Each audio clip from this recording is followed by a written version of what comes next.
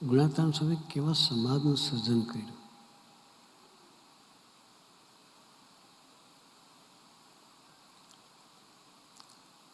આપણે કેવું જીવન જીવવું જોઈએ, આવી ભવ્ય પ્રાપ્તિ થઈ છે. સ્વામી જેવા પુરુષની આપણને પ્રાપ્તિ થઈ તો આપણે કેવો સંબંધ બાંધવો જોઈએ, કેવા જાગૃત રહેવું જોઈએ, એની આ વાત છે. ગુણાતાન સ્વામી કે બહાર જવાનો પ્રોગ્રામ હતો. 3-4 દિવસ પહેલાં ગુણાતીતાન સ્વામીના 4 અનન્ય સેવકો હતા. જેમ મહારાજના 4 ભક્તો હતા, પ્રહલાદભાઈ, ગોરધનભાઈ, દેવજી ભગત અને પુંજા ભગત, એ રીતે ગુણાતીતાન સ્વામીના પણ 4 એવા સેવકો હતા જે આદર્શ હતા, જેના જીવનમાં ગુણાતીતાન સ્વામી સિવાય કંઈ હતું નહીં.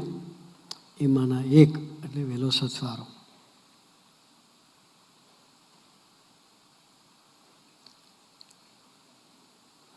એ વહેલા સથવારને ગુણાતીતાન સ્વામી કાગળ લખ્યું,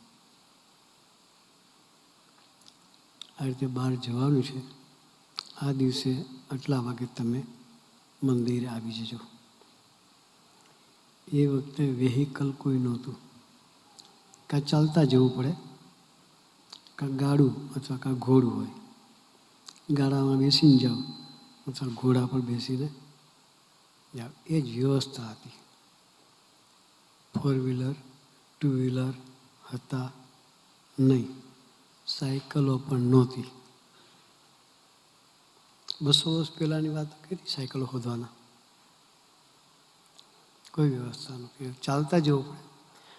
2-3 દિવસ પહેલાં કાગળ મળે, ગામથી ચાલતા જાય, જુનાગઢ પહોંચવાનું.